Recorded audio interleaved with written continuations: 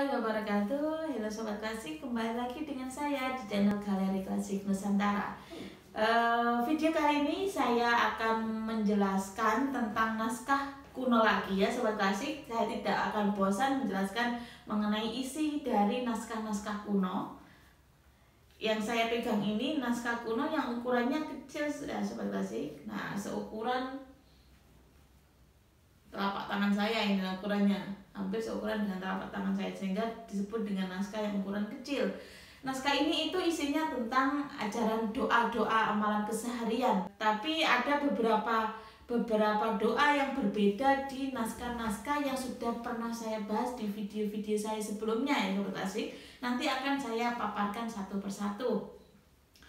Sebelum ke arah isinya, naskah ini tulisannya menggunakan aksara pegon dan juga aksara Arab, yang bahasanya ketika lafadz doa itu menggunakan bahasa Arab seperti itu.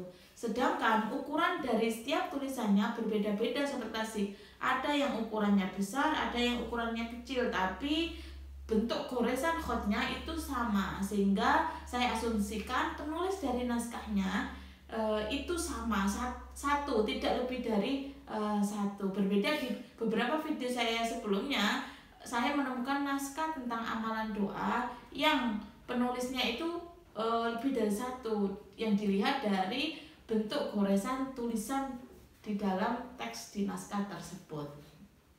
Oke, naskah ini tidak tebal ya, bisa Sobat Klasik lihat naskahnya itu kecil, akan tapi saya sudah membaca sekilas, membaca secara cepat bahwa naskah ini itu berisi sekitar 15 sampai 20 amalan doa keseharian seperti itu. Itu ya. Nggak banyak, akan tetapi menurut saya ajaran amalan ini bisa Sobat Klasik baca lagi, karena belum tentu di kitab-kitab yang bisa Sobat Klasik temukan di toko-toko buku sekarang itu memuat amalan doa sebagaimana yang ada di naskah yang saya pegang ini. Beberapa amalan doa yang menurut saya itu berbeda dengan naskah-naskah kuno yang lainnya. Itu yang pertama, biasanya ajaran doa yang ada di kitab-kitab amalan doa biasanya menyebutkan tentang ajaran doa keselamatan, lalu doa setelah azan, doa setelah sholat, doa ziarah kubur, doa maulid. Nah, naskah ini juga memaparkan itu, tapi saya tidak akan menjelaskan tentang amalan doa itu karena sudah pernah saya jelaskan. Isinya juga sama kok tentang lafaz doanya. Yang berbeda, awalan dari ajaran doa naskah ini itu mengajarkan tentang doa setelah menghatamkan Al-Quran. Biasanya naskah kuno yang pernah saya bahas, khataman Quran, doa khataman Quran itu biasanya ada di paling belakang, tapi di naskah ini itu ada paling depan. Naskah ini mengajarkan yaitu ketika selesai menghatamkan Al-Quran, maka dianjurkan membaca yang pertama, membaca surat Al-Ikhlas, Qul huwallahu ahad, itu sebanyak 3 kali. Dan setelah membaca surat Al-Ikhlas tersebut, dianjurkan untuk berzikir, yang lafaz zikirnya adalah la ilaha illallah Allahu akbar walillahil hamd. Setelah zikir, membaca surat Al-Falaq 3 kali juga. Nah, ini dikatakan Qul a'udzu birabbil falaq ping 3. Kemudian membaca zikir lagi, zikirnya sama. Setelah zikir, membaca surat An-Nas terakhir sebanyak 3 kali juga. Setelah itu membaca zikir, dan setelah membaca zikir la ilaha illallah walillahil hamd, diteruskan dengan membaca tahlil. Nah, tahlilnya ini sama, tahlilnya sama dengan bentuk tahlil di era sekarang yang biasanya dilakukan oleh kelompok pengajian bapak-bapak atau ibu-ibu tentang pengajian malam minggu, malam Jumat, kan biasanya ada yasin dan tahlil. Nah, bentuk lafaz tahlilnya itu sama, tidak ada beda, sehingga saya tidak akan memaparkan bentuk lafaz tahlilnya ya. Nah, kemudian doa yang berbeda lagi yang belum saya temukan di naskah yang sudah saya bahas di video sebelumnya, yaitu tentang doa rubung. Doa rubung ini maksudnya adalah doa agar orang lain itu mencintai atau mendekatkan diri pada orang yang melafazkan doa itu.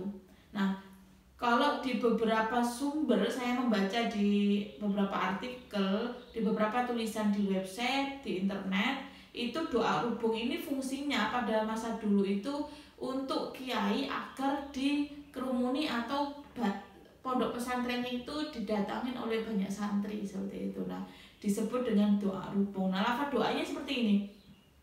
Allahumma rubung rinubungi para malaikat, rinubungi para nabi, rinubungi para wali, rinubungi para soleh, rinubungi para mukmin sallallahu alaihi wasallam birahmatika ya arhamar rahimin. Lafaz doanya singkat, tapi manfaat atau khasiat ketika melafazkan doa ini, insya Allah orang-orang itu akan mendekatkan diri pada si pelafaz doa tersebut. Kalau posisinya dia misalkan sebagai pemimpin pesantren, ya banyak nanti pondok pesantrennya akan didatangi banyak santri. Nah, di beberapa sumber itu dikatakan seperti itu di website dan di beberapa artikel yang saya baca di internet.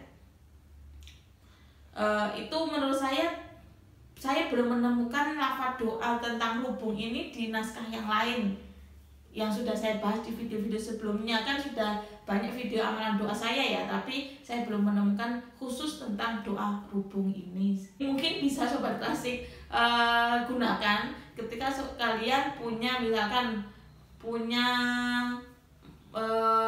komunitas pengajian atau ingin bisnisnya, misalkan ingin bisnisnya itu banyak orang yang bergabung dalam bisnis kalian. Nah, itu mungkin lafaz doa ini bisa kalian aplikasikan agar dirubungi atau dikelilingi orang-orang itu datang kepada kalian seperti itu ya Sobat Klasik. Coba saja diaplikasikan. Oke, doa yang berikutnya yang menarik juga, ini disebut dengan doa Sangga Bumi.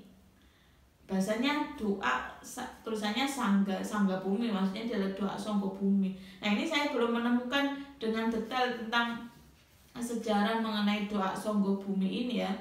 Lafaz doanya adalah Allahumma unsur sahiyu hada baladi ala a'ta alaihi nasran tahiran wa tawil umuruhu ayran asiran wa hawalihi wa sahbihi abadan sa'yan wa hakaman adilan wa sallallahu ala khairi khalqihi Muhammad wa ala alihi wa ashabihi ajma'in.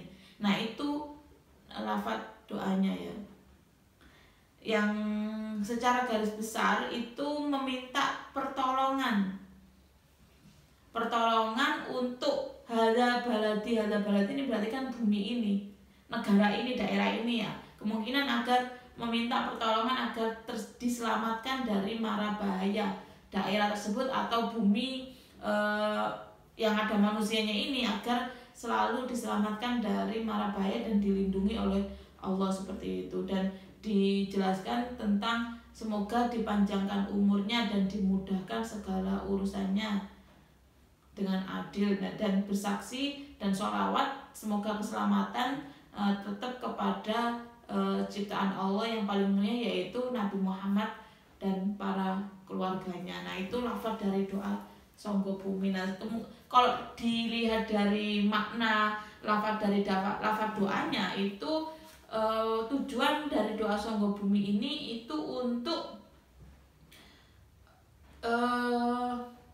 keselamatan dari daerah atau bumi agar terhindar dari malapetaka atau bencana seperti itu.